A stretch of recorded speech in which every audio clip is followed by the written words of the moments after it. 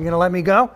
Welcome to Stand Up Memories. I'm Peter Bales. This is Jackie the Joke Man Martling. I interrupt him.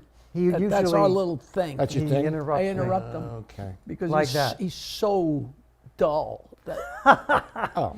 I mean, look at the shirt. We have a terrific, one of the originals of Long Island comedy who has had a terrific career and is still going strong, and his name is Rob Bartlett. He is our guest. And we are thrilled. It's funny, because we had Bob Nelson the other day. Him and you and me, the only three so far now that have been on the show from the very inappropriately coined Magnificent Seven. From right, because there were 8 of us. I'll never know. Myers actually came up with that. I can still hear him saying, Jack, how about this? The 7 hardest hitting comedians on Long Island. I'm like, who are you talking about? Jesus Christ. I was a member of the Magnificent 47. I came a little bit later to the Long Island scene, and we said we'd explain. Jim Myers was also one of the guys that we had started out with way back when God created heaven and earth. And you have memories of Dixon's White House. Sure. Was that your first foray into this? Yeah. I had a brief earlier in the year, like in the fall, the previous fall, I had a gig as like the house comedian at a place called the Cork and Board on Hempstead Turnpike, right near Hofstra. I was working as a janitor in Manhattan. My uncle was a building superintendent at an office building, 1775 Broadway and 57th Street. It pays to know somebody. Oh, please. Up in the world, babe, cleaning toilets for a living. It's who you know. And one of the guys I worked with, a guy named Igor Mucha, was a little bit older than I was. And so, of course, we were pals. And I would imitate the guys we worked with. I would do impressions of them, and I would also imitate some of the people who worked in the building we would see all the time. And I would make him laugh. Half the time he was always toasted. And he said, I got a friend of mine who owns this wine and cheese cafe. That's when the wine and cheese craze was really big in the late 70s.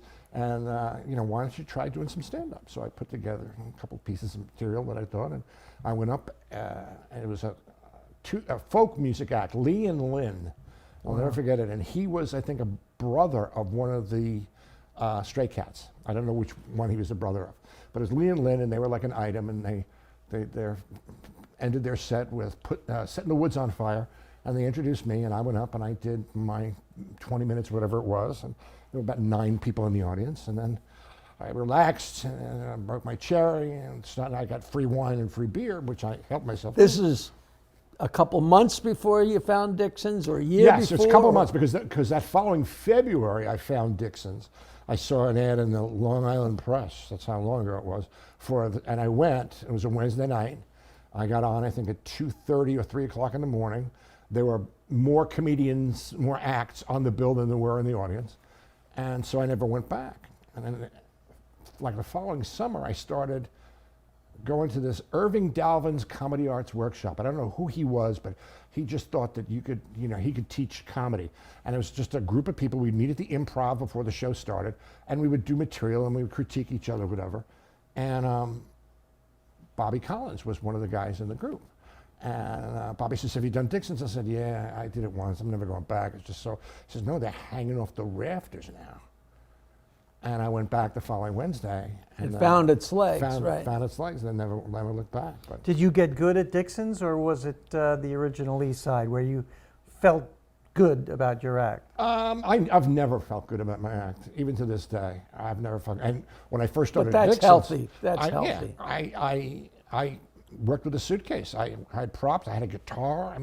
I worked with a suitcase until the early days of East Side, when I think I forgot it, and I just decided to go without it. And there was a purity to it.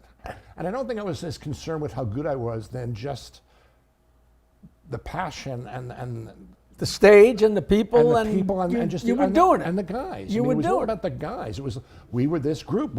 I'd found my tribe, and that was like the greatest thing about it was that I finally found a group where I belonged, and we just had the best time. I remember one of the first paying gigs we had because we didn't get even car fare initially at Dixon's, and it was the Smithtown Landing Country Club, and it was Jackie and me and Myers and Hawthorne.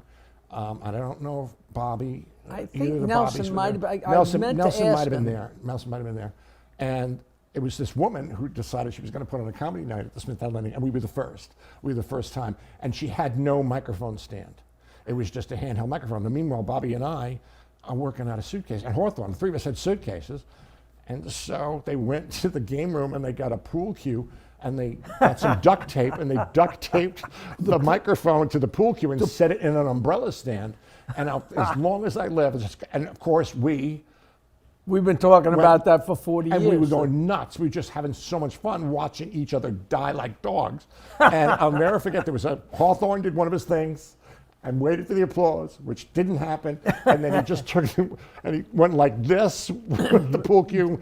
The butt will be ready in about a minute. And that was it. We were done. We're dying. God, I have a couple pictures from that night. And I have I'd one love to from see the those. side where he's wearing his fez. Right. And he's doing goopty. Goopty. You did not throw the voice, you You catch captured the the thoughts. thoughts. Oh my, Oh, wait, it's so two- funny. I can remember stuff from 40 years ago, from those first beginning times. Uh-huh. And then there's decades of nothing. Oh, But I can't remember those- what I had for lunch yesterday. But if you're going from 79 to 80, being a comedian then was like being a fighter pilot. There weren't that many. Yeah, especially on Long Island. I mean, that was one of the right. beautiful parts about what we were doing is because we were it. We made the rules. Right. We created it, and so that was our benefit. I remember Rick Overton said to me at some point, he said, do you realize in the United States there are 150,000 brain surgeons and only 120 comedians, something like that. Wow. I thought that was so funny. Now it's probably opposite. Yes, Exactly. absolutely.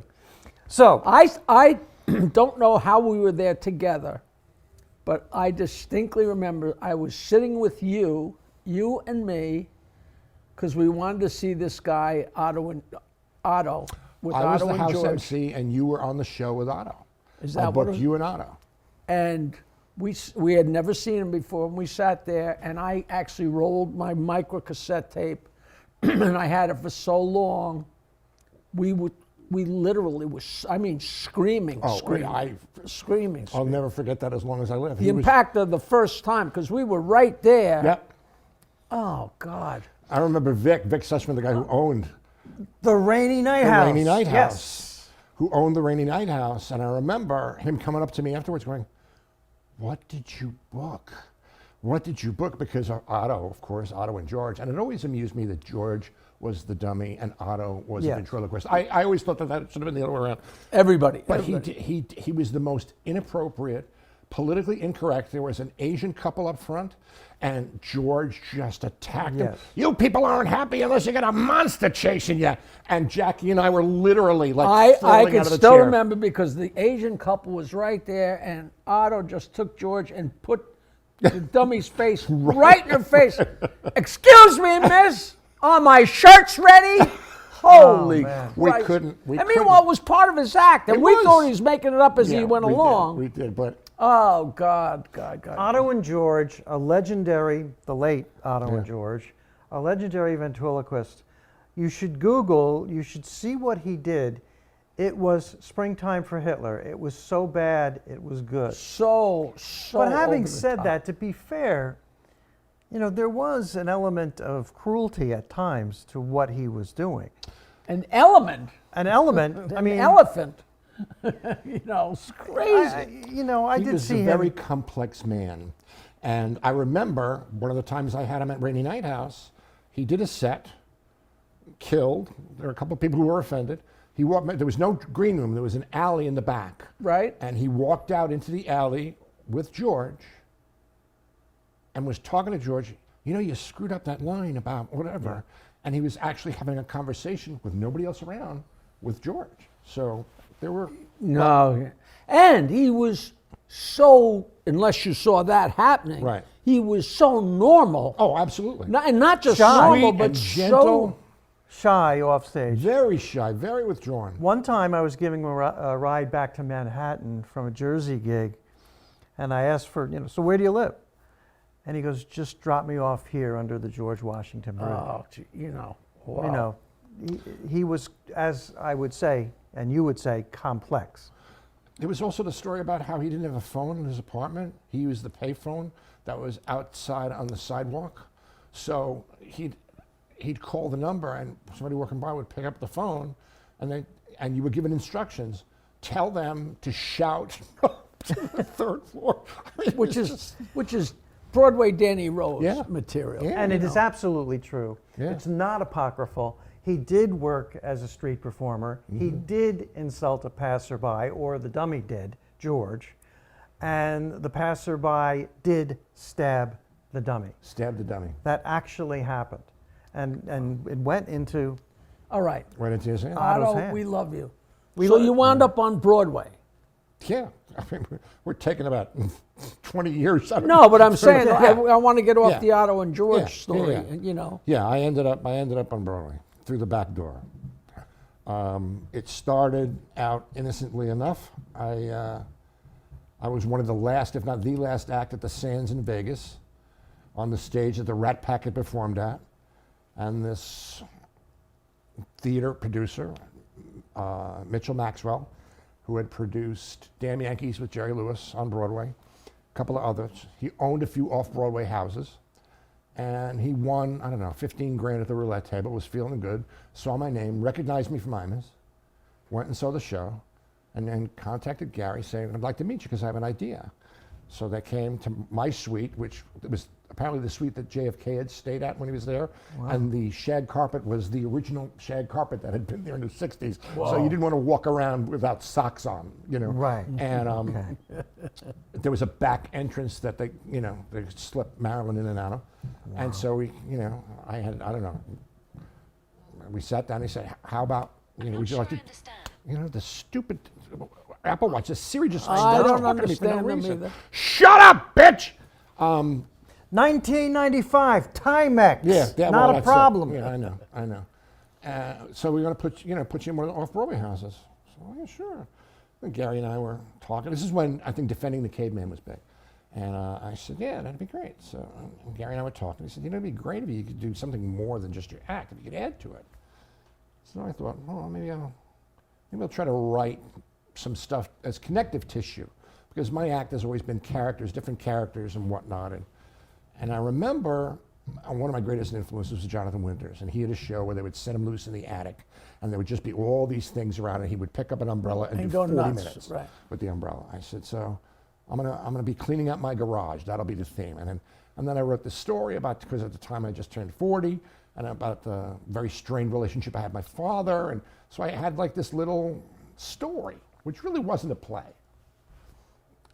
And we cast some people, and I did it out of town. I did it in Stanford Center for the Arts. And got legitimate Broadway people to direct it and be in it. And we got mixed reviews. Some, didn't hate it, and some just thought it was the worst thing they'd ever seen. So there was a summer there where they brought on Jack O'Brien, who directed Hairspray, and he's directed Shucked. It's playing now on Broadway. The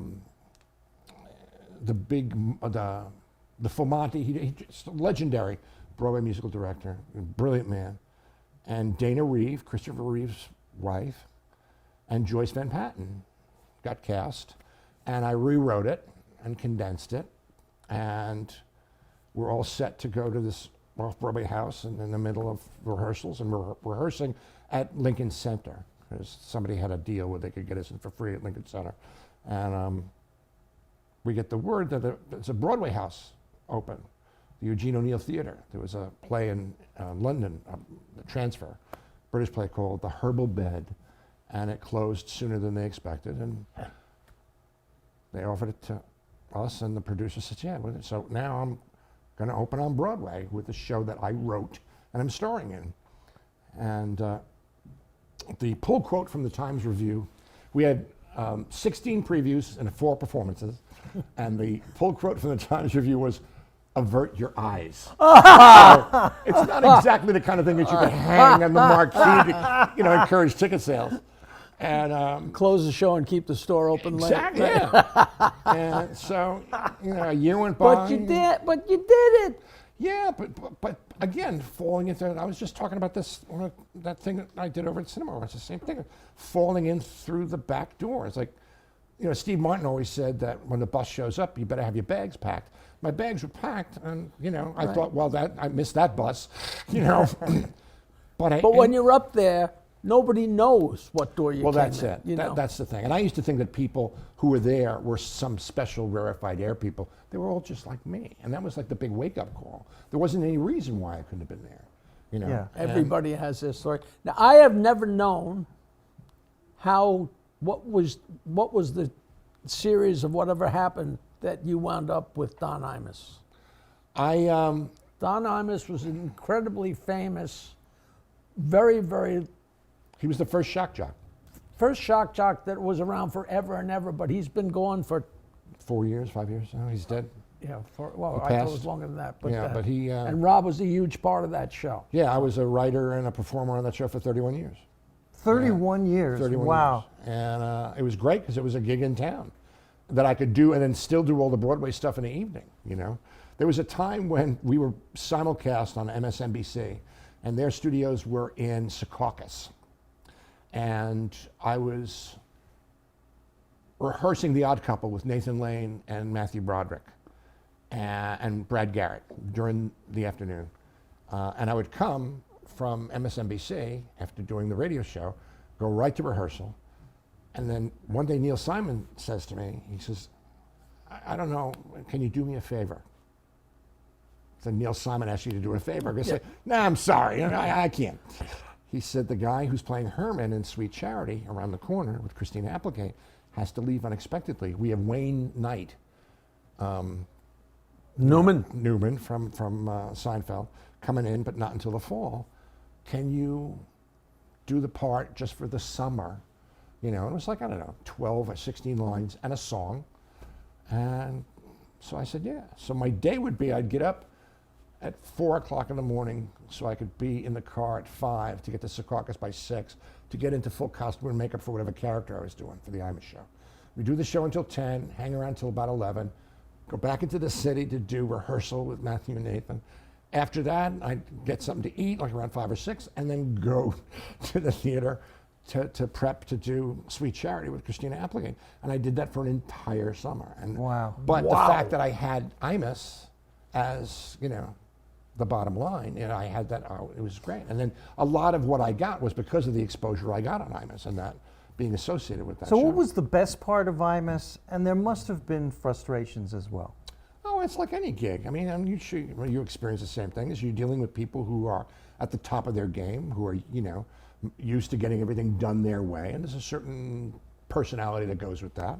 He was a very complicated guy. He could be very, very difficult. He could be really horribly mean, but he also... And the next breath, he could be the sweetest most person. magnanimous, loveliest, sweetest, thoughtful guy on the planet. You don't know who's coming through the door. No, he's a complete enigma, and it was just, but... the influence that had on my career. I mean, that's how Mitchell Maxwell knew me. That's how there was a casting agent, unfortunately, he's passed, and who also knew me from Imus. And the hell is his name? It's going to kill me now. I can't remember his name. But he got me to audition for this thing called City Center Encores. They do like a season of like 4 or 5 shows that have never had a revival. And they do it like an in-concert thing. You get cast on a Monday, you go into rehearsals on Tuesday, and then you start performances on Friday for 2 weekends. And so I did Golden Boy for Walter Bobby, who directed Chicago. And then a year later, I'm having lunch with Joyce Van Patten, and Walter's in the room. And I had done something during the show that Walter asked me to do, wanted me to cover some time when they were transitioning between two. They were lowering these huge curtains from the ceiling to go from one scene to another. He says, can you say something? Because it's taking too long. And so it came down, and during one of the rehearsals, I just went, what a fakakta schmata. And it stuck, and he thought that was great. So we're having lunch. He's worked with Joyce. So we all sit together and we're having lunch. 2 days later, I get a call from Gary. You have an audition for Chicago. I said, what? He said, Walter Bobby, the director, asked you.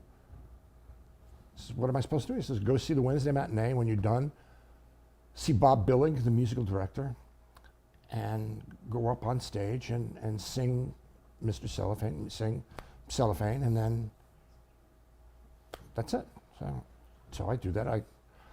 I see the matinee, and I'm waiting, and then the ushers come down and says, you got to leave. I said, I'm here to go. Who are you? I said, I'm Rob Bartlett. I'm on the Amish show. He goes, I'm a Stern fan. And so, and then at that point, Bob comes out, and I go up on the stage at the Schubert Theater. I sing Cellophane. Back in the car, half the way home, I get a call from Gary. You got the part.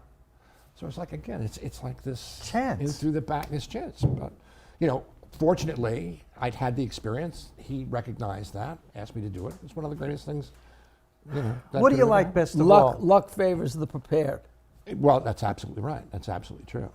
What do you like best? Jay Binder was his name. Jay Binder. Great guy. Lovely guy. A brilliant casting director. What do you like best? Stand-up, live stage performing as an actor, or, you've done your share of scripted television as well. Yeah, it's Law and Order fun? Law and Order, all of them are fun. I mean, and they shoot so many things in Manhattan now.